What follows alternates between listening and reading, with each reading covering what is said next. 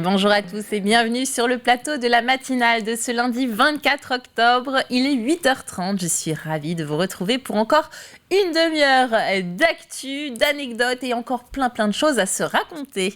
Ce qui nous attend donc d'ici 9h, le journal évidemment, avec notamment ces images de retournement d'un bus, des images impressionnantes. Mais rassurez-vous, c'était un simulateur pour sensibiliser aux accidents de la route et à l'importance du port de la ceinture, puisque vous le verrez, sans ceinture, un tonneau, le résultat n'est clairement pas le même. Nous verrons également comment on favorise le bien vieillir au pays de Mortagne et dans le sud Vendée littoral, avec toute une série d'actions, d'ateliers et de conférences qui sont prévues tout au long de l'année. Enfin, nous parlerons arbitrage. Nous avons parlé arbitrage avec notre invité. Ce sera bien sûr à voir dans le replay. C'était juste tout à l'heure. Mais avant, un petit mot de météo. La dépression Béatrice, qui a bien soufflé cette nuit, s'évacue enfin en mer du Nord, mais ça va encore un petit peu continuer à agiter le secteur. De nombreuses averses localement orageuses circulent au nord et à l'ouest du département. Elles sont plus rares sur le sud-est. Le vent continuera de souffler entre 50 et 60 km/h en rafale, ponctuellement jusqu'à 70 km/h en bord de mer. Les températures, elles restent douces. Elles oscilleront entre 15 et 17 degrés le matin et 17 à 18 degrés à l'après-midi. On le voit bien d'ailleurs sur la carte. Tout le côté est sera pluvieux et côté ouest, on pourra espérer entreapercevoir quelques légers rayons de soleil. On passe au marais à présent. On atteindra la basse mer à 10h39 et à 23h03. Entre les deux, la pleine mer culminera à 16h51. Du côté des coefficients, vous le voyez, on sera de 83 à 88. On n'oublie pas de se rapprocher des heures de marée basse pour franchir le fameux passage du Gois. Allez, on regarde les marchés de ce lundi. Eh ben oui, c'est lundi, il n'y a pas beaucoup de marchés, on le sait. Côté sud, eh bien, il faudra filer du côté de Benay. Sinon, du côté ouest, on pourra se déplacer du côté de Noirmoutier ou des Sables d'Olonne. À l'Île-Dieu, il y a également le port Joinville et Saint-Sauveur qui vous tendent les bras. Décidément, ils sont chanceux du côté de l'Île-Dieu pour remplir leur panier de produits frais. Allez, je vous propose à présent de passer à votre journal d'actualité.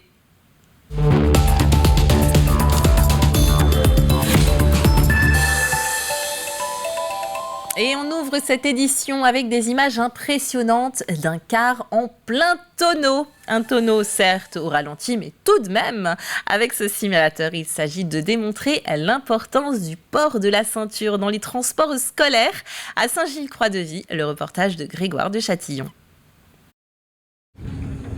Le car à retournement, un outil pédagogique, il permet de simuler, ici en douceur, un accident de la route.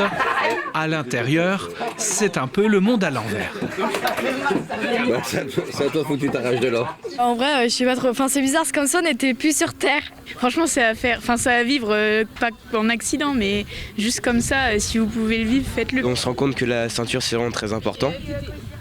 Et que faut toujours l'attacher. La ceinture de sécurité, son unique fonction, c'est de vous empêcher d'être éjecté à travers les fenêtres ou bien le pare-brise. Son rôle est de vous sauver la vie. L'expérience, c'est que quand ils descendent, ils ont tous compris l'intérêt du port de la ceinture. Beaucoup d'entre eux pensent que la ceinture est faite pour les protéger lorsque le conducteur va freiner, pour pas qu'il se cogne dans le siège, etc. Or, le rôle premier de la ceinture, c'est d'augmenter les chances de survie en cas d'accident grave. Le rôle de la ceinture, il est très simple. C'est essayer d'augmenter vos chances de survivre dans les accidents mortels. Point final. Alors qu'elle est obligatoire depuis 2015, la ceinture n'est malheureusement portée que par une minorité d'adolescents lors des déplacements en autocar. Cette expérience a vocation à les sensibiliser et cela fonctionne plutôt bien. Ils disent, en fin de compte, oui, la ceinture dans le car, bon, maintenant je vais la mettre. Donc voilà, c'est le premier ressenti que l'on a tous, que ce soit nous les élus ou bien les animateurs qui s'en occupent. En fin de compte, les élèves sont quand même très, très impressionnés et se rendent compte du non-port de la ceinture qui peut être très, très, très dangereux. Se confronter à un accident avec ici un choc à 6 km à l'heure, simuler une conduite la nuit et par temps de pluie, Écoutez les pompiers, les gendarmes, les policiers. Il s'agit là d'éducation tout simplement indispensable sur un territoire comme la Vendée, qui encore une fois cette année connaît une année noire sur ses routes. Des images impressionnantes, on ne le répétera jamais assez, on attache sa ceinture. Direction à présent La Roche-sur-Yon pour le premier salon départemental des formations et des métiers de l'agriculture et de l'agroalimentaire. Ça se passait à l'école des Établières. L'année scolaire vient seulement de démarrer, mais le choix des étudiants doit se faire bien en amont. Ils ont ainsi la possibilité de voir réunis en un seul et même lieu une quinzaine d'établissements représentant une vingtaine de formations du secteur de l'agriculture, des formations de plus en plus axées sur les nouvelles technologies et les pratiques vertueuses. Je pense que le format de ce salon et de ce forum permet d'avoir une bonne idée de l'agriculture au sens large, parce qu'on ne pense pas à tous les métiers en lien avec l'agriculture. Ça va de l'animation à la filière commerciale, à la filière analyse, laboratoire. Donc, et puis bien évidemment sur l'installation en agriculture, sur l'environnement, l'agroécologie et tous ces sujets qui nous préoccupent à l'heure actuelle. En fait, on voit bien que le secteur agricole est en pleine mutation. Il va falloir s'adapter à ces changements climatiques. Donc on va devoir travailler sur la gestion des ressources, notamment la gestion des ressources en eau, faire face aux aléas climatiques qui sont de plus en plus nombreux. Et donc on va accompagner les agriculteurs vers cette transition climatique et puis aussi vers la modernisation des exploitations. Un tracteur aujourd'hui est connecté, on va faire appel aux drones aussi pour la gestion des parcelles. Donc on est de plus en plus sur une agriculture qui va être de plus en plus adaptée aux changements et aux adaptations nouvelles. Et on le constate de plus en plus, les agriculteurs sont devenus de véritables chefs d'entreprise. Et 1000 logements Vendée Habitat sur la commune des Lucs sur Boulogne. Les 10 derniers ont été inaugurés la semaine dernière. Il s'agit de 3 T2, 4 T3 et 1 T4. Les prix des loyers varient entre 350 et 510 € par mois. À noter que 9 locataires sur 10 sont des salariés. L'un de ces objectifs, c'était de pouvoir construire plus de logements, un travail partenarial évidemment à travers un budget conséquent, puisque c'est 30 millions d'euros qui sont consacrés sur 5 ans par le département à travers une convention, et avec un enjeu également important, celui de pouvoir faire en sorte de répondre en fait aux chefs d'entreprise qui peinent à recruter parce qu'il y a une pénurie de logements très important ici. On est sur un bassin économique important et donc on a cette volonté de pouvoir répondre à ces chefs d'entreprise. La 55e foire des Lucs sur Boulogne, c'était ce week-end. Le salon de l'agriculture vendéen rassemblait cette année 40 exposants, des agriculteurs bien sûr, mais aussi des entreprises dont les secteurs du bâtiment, des associations, des artisans, des viticulteurs et 80 vaches charolaises étaient présentes, avec environ 4000 personnes qui se sont déplacées pour venir les voir. Le but de l'événement, c'est bien sûr de promouvoir les artisans, entreprises et producteurs locaux durant un week-end convivial et ouvert à tous. Les demandes d'exposants sont de plus en plus grandes et parmi les gros succès de la journée, il y a le fameux brossage des vaches que le public peut faire, le concours de charolais ou encore le défilé folklorique des Becodolucs. On ne passe pas du coq à l'âne, mais presque. Direction le Langon pour la vente d'automne des races mulassières du Poitou. Des chevaux de trait et des ânes dont l'utilisation dans certaines activités comme l'agriculture, les loisirs ou les transports continue et même se renforce. Ce type d'événement permet aussi de valoriser ces races et de les faire perdurer. Il faut dire qu'il en existe peu en France. Explication avec Agathe Poulet. Par leur prestance et leur carrure imposante, les races mulasières du Poitou se présentent chacun à leur tour sur la place à Le Lagon où autrefois avaient lieu des foires aux poulains. Éleveurs et curieux admirent le spectacle. C'est super intéressant et je trouve que la place s'y prête vraiment parce que c'est une grande place et c'est vrai que là avec d'autres animaux aussi imposants, c'est joli en plus à voir. Surtout pour nous, ce qui nous intéresse, c'est la protection de cette race des mulassiers, quoi. Mulassiers, Baudet du Poitou, ou qui nous est très cher, en fin de compte. Durant cette vente, 20 chevaux de trait poitevin et 10 Baudets du Poitou défilent devant une quinzaine d'éleveurs pour être destinés dans le milieu agricole, du loisir ou encore le transport de personnes. Chaque éleveur a ses propres attentes en fonction du domaine d'usage du cheval. En fait, vous allez avoir des gens qui vont venir aujourd'hui sur une vente comme celle-ci pour trouver un cheval de reproducteur, par exemple. Donc dans sa tête, la personne qui cherche un reproducteur va chercher à avoir un animal qui correspond parfaitement aux standards de la race. Vous allez avoir des gens qui vont vouloir venir ici uniquement pour pouvoir faire de l'utilisation. Et donc du coup, le côté standard de race, finalement, il sera moins important. Ils vont privilégier d'autres éléments. Donc ce qui est bien, c'est que sur une vente comme celle-ci, souvent on a la complémentarité des acheteurs. Certains recherchent des choses que les autres ne veulent pas et inversement.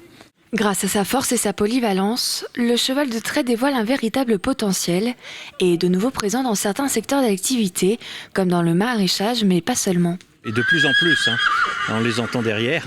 Donc de plus en plus, il y a de plus en plus de gens qui... Alors, il y a l'utilisation dans la vigne, il y a le débardage également. Moi, je connais une dizaine de personnes, au moins en France, qui ont des entreprises de débardage et qui travaillent avec les collectivités, puisque pour éviter de tasser les terrains avec les tracteurs et les gros engins, on débarde avec des chevaux. L'association des races mulassières du Poitou souhaite promouvoir et préserver cette race. Dans le monde, on compte seulement 250 juments de trait de Poitvin et 500 bodés du Poitou. Allez, on ouvre une page de sport avec du football pour commencer. Vendredi soir, les Herbiers accueillaient le FC Lorient en National 2. Un match tendu, aussi bien sur la pelouse que dans les gradins. De nombreuses fautes, des chutes, des blessures ont nécessité de nombreux arrêts de jeu et enchaînement de cartons, dont un rouge pour Lorient en fin de première mi-temps sur Kenny Najera. Les buts ne se sont débloqués qu'à la toute fin du match. À la 80e minute pour les Herbiers, bientôt égalisé par Lorient à la 88e. C'est donc sur un match nul que s'est achevée cette rencontre. En ring hockey, il y avait une belle ambiance en revanche pour la rencontre. Le Poiré Saint-Sébastien en National 1 Élite. Le suspense était bien là et de très belles actions présentes. C'est finalement sur un score final de 6-5 pour Saint-Sébastien que s'est achevée la rencontre. On écoute l'entraîneur du Poiré. Il nous parlait avant le match que c'est un match difficile. C'est une équipe plus difficile. Nous connaît joué 2 matchs à l'après-saison. Oui, c'est comme ça, comme le match. C'est plus difficile. C'est content de l'attaque, mais la défense, aujourd'hui, c'est horrible. Les 6 buts. Nous sommes 6 buts de Henan. Non, c'est possible. Non, c'est possible. Un match difficile. Allez, on termine avec du basket. Pour cette 6e journée de National 1 masculine, Challans recevait Berck Randufli Salle Michel Vrignot. Et alors qu'elle s'est qualifiée pour les 16e de finale de la Coupe de France avec une victoire contre Poitiers mardi soir, elle s'est à nouveau imposée face à Berck lors d'un match âprement disputé. Ça n'a pas été facile. Challans a été dominé durant les 3 premiers temps avant de remonter au score lors du 4e et de l'emporter avec 86-73, Challans qui déclare forfait concernant la Coupe de France. En cause, la fatigue et les frais occasionnés lors des déplacements engendrés par cette coupe. Des frais bien trop nombreux et qui fatiguent beaucoup trop l'équipe qui préfère se concentrer sur le championnat. Voilà pour l'actualité du jour. On passe maintenant aux prévisions météo détaillées de ce lundi matin. Et une météo toujours en marge de la dépression Béatrice qui laisse des traces, même si elle s'évacue en mer du Nord. Le flux de sud-ouest s'instabilise plus franchement. De nombreuses averses localement orageuses circulent au nord et à l'ouest du département. Elles sont plus rares sur le sud-est où l'on pourra espérer voir quelques rayons de soleil. Le vent continuera de souffler entre 50 et 60 km/h en rafale, ponctuellement 70 km/h en bord de mer. Les températures, elles restent douces le matin. Vous le voyez, elles pourront atteindre jusqu'à 19 degrés dans le sud du département, 18 ou même 17 sur le reste. Des averses continueront d'arroser le département, principalement les 3/4 nord. Quelques coups de tonnerre sont possibles et les vents resteront soutenus toute la journée de 50 voire 60 km/h en rafale. Il faiblira enfin, j'ai envie de dire, en seconde partie d'après-midi de 40 à 50 km/h. C'est la fin de ce flash. Il est temps de retrouver nos chroniques du jour et en premier lieu, le plus de l'info.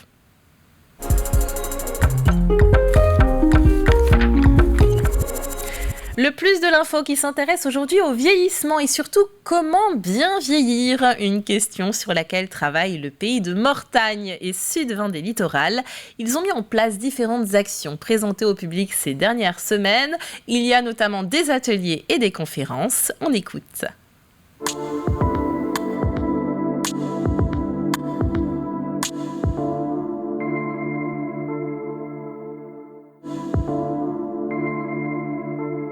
La population vieillit. Actuellement, c'est à peu près une personne sur 4 sur le pays de Mortagne qui a plus de 60 ans.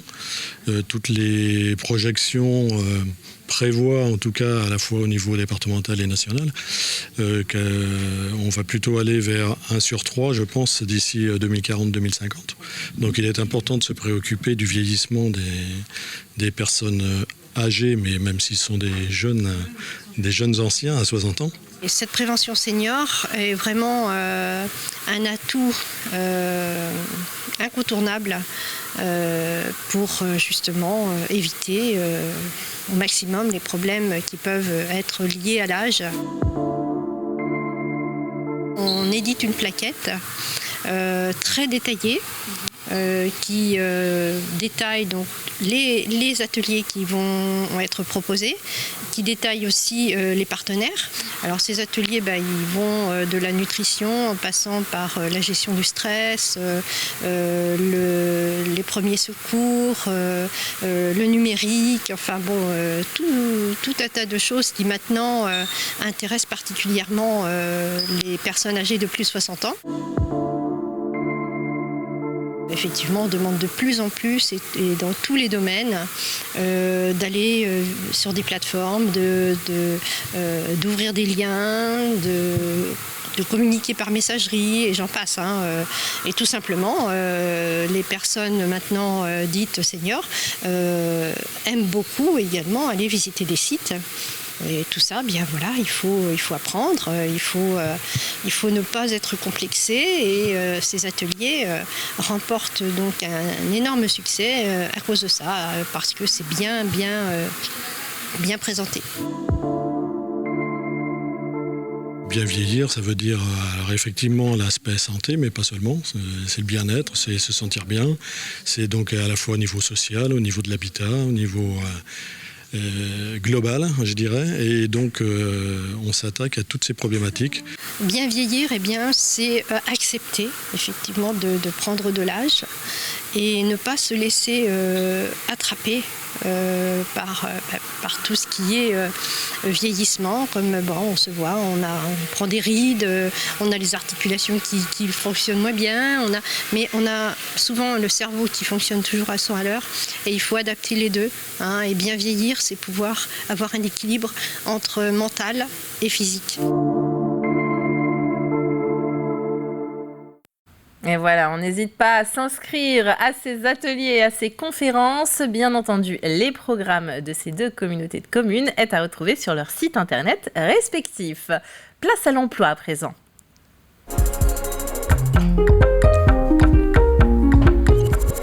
Il est temps de retrouver nos offres d'emploi de la semaine. Regardez-les bien et prenez des notes, il y a peut-être l'offre que vous attendez. La carrosserie Quentin à la Chaise-le-Vicomte recherche un monteur mécanicien en CDI. Vous devez maîtriser les techniques hydrauliques et pneumatiques, les techniques de manutention et de montage mécanique. Vous aimez le travail en équipe.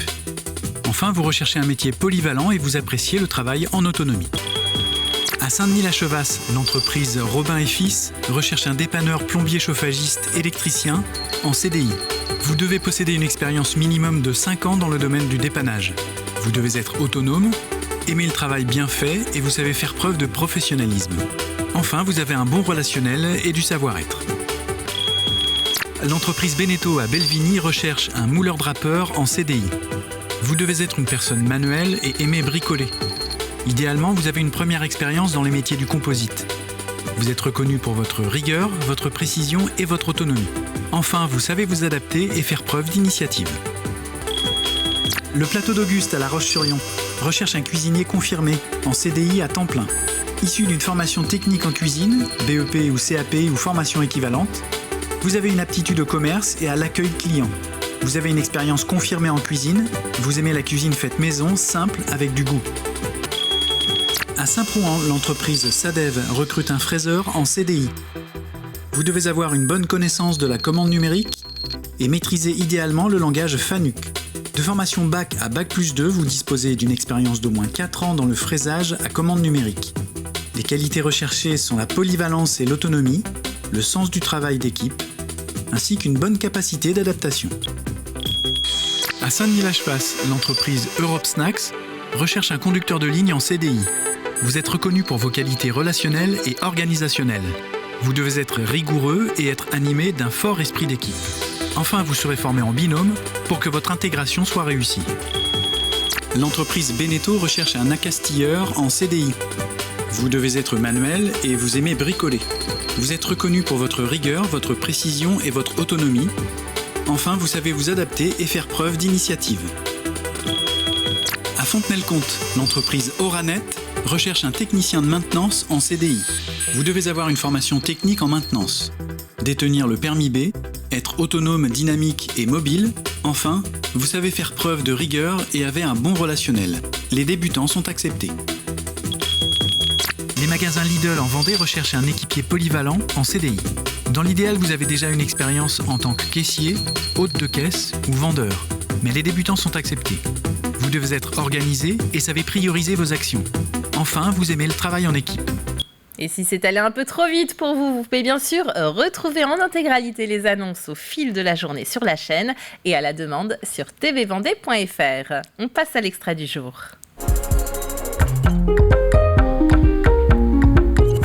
Notre extrait du jour, il est consacré à l'émission des passionnés qui nous amène aujourd'hui en forêt découvrir le monde merveilleux et même un peu magique des champignons. Grégoire de Châtillon a rencontré Gérard Herbreteau de la Société mycologique de la Roche-sur-Yon. On en regarde un petit avant-goût.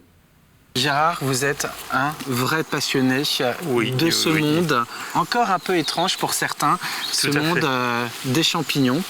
On appelle ça la mycologie. C'est la science, oui, l'étude des champignons. La mycologie, les personnes qui se spécialisent sur le sujet sont des mycologues. Voilà, donc c'est des choses qu'on enseigne aussi aux enfants. Et tout jeune, avec entre autres votre grand-père, vous avez découvert la cueillette des champignons que vous avez souvent pratiqué autour de l'Héroux dès l'âge de 7 ans. Oui, alors ça a été l'Héroux, ensuite la couture. C'est peut-être là où j'ai appris le plus qu'à l'Héroux. Je suis parti de l'Héroux, j'avais l'âge de 4 ans, là, les champignons, on les occupait pas à cette époque-là. Mais c'est vrai qu'à la couture, où je suis resté de 4 ans à 10 ans, donc là il y a une première période, effectivement, où j'accompagnais mon grand-père à la cueillette des champignons. Vous avez découvert tout au long de votre enfance et de votre adolescence aussi dans d'autres secteurs géographiques des champignons finalement différents. Il y a eu Saint-Avold-Gourdelandes et un peu plus tard, là je crois que vous étiez adulte, c'était plutôt les champignons qui poussaient sur le sable, vous étiez au Sable d'Olonne. Vous êtes un ancien instituteur. Hein. Tout à fait. Hein. Avec quand même 25 ans détaché auprès de la Mutuelle Générale d'Éducation nationale où j'ai été aussi formateur, mais rien à voir avec les champignons, là c'était le domaine professionnel, mais où j'ai appris quand même pas mal de choses sur le plan pédagogique, les manières, comment faire, et ce qui me permet aujourd'hui d'animer des séquences auprès des enfants, auprès des adultes. Il y en a des beaux là. Ce qui fait l'intérêt justement des champignons, ils ont plein de particularités selon les espèces.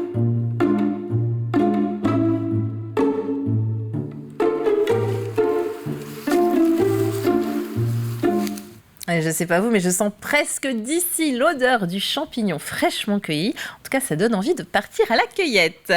Allez, c'est le moment maintenant de passer à notre jeu.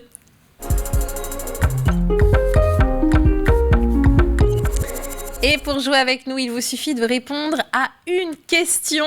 Et la question, la voici. Qui est le parrain du nouveau bateau d'Arnaud Boissière, le bateau La Micaline, qui a été inauguré la semaine dernière. En plus, vous le voyez en image, c'est facile. Indice du jour. Vous aurez, vous savez, un indice chaque jour. Et bien aujourd'hui, il s'agit de celui-ci. Notre parrain n'a rien à voir avec le monde de la voile. Je répète, le parrain n'a rien à voir avec le monde de la voile. Alors, de qui s'agit-il donc? Si vous avez une idée, n'hésitez pas à nous envoyer votre réponse dans la rubrique Jouer sur notre site internet tvvendée.fr.